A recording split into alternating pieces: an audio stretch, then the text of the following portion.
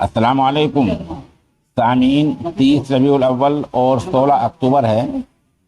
خبر کا عنوان ہے مولانا محمد وکیل احمد کا انتقال، انا للہ و انا الیہ راجعون۔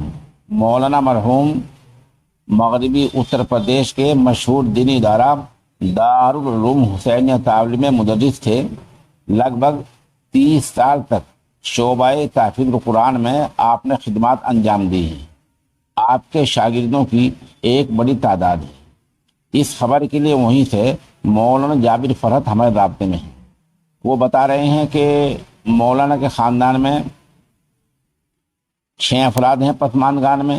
تدفین کے بارے میں جابر فرحت نے مجھے لکھا ہے کہ ابھی یہ فیصلہ ہو رہا ہے کہ وہ گاؤں اشراباد تھل جائیں گے نہیں، کیونکہ وہ تھل کے رہنے والے تھے اور 30 سال سے تابلیغ پڑھا رہے تھے، تو اس بارے میں ابھی صلاح و مشورہ چل رہا ہے۔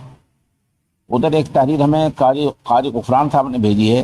انہوں نے نہایت رنج و غم کا اظہار کیا ہے اور ساتھ ساتھ یہ بتلایا ہے کہ جو انتقال ہوا وہ نماز فجر کے بعد حرکت قلب بند ہونے کی وجہ سے ہوا ہے، اور تعزیت کرنے والوں میں مولانا محمد یونس قاسمی، قاری شاہ محمد غفران نالوی، مولانا محمد یونس مظاہری، قاری محمد گلفام، مفتی محمد فرقان، قاری محمد ضمیر، مولانا عبد الرحمن، حافظ محمد ناصر نالا، مولانا محمد رفاقت اوسکا، قاری عبد الواجد اوسکوی کے نام قابل ذکر ہیں۔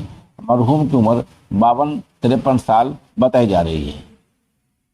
سامعین سے مرحوم کے درجات کی بلندی، مغفرت اور پسماندگان کے لیے صبر جمیل کی دعا کی درخواست کی جاتی ہے۔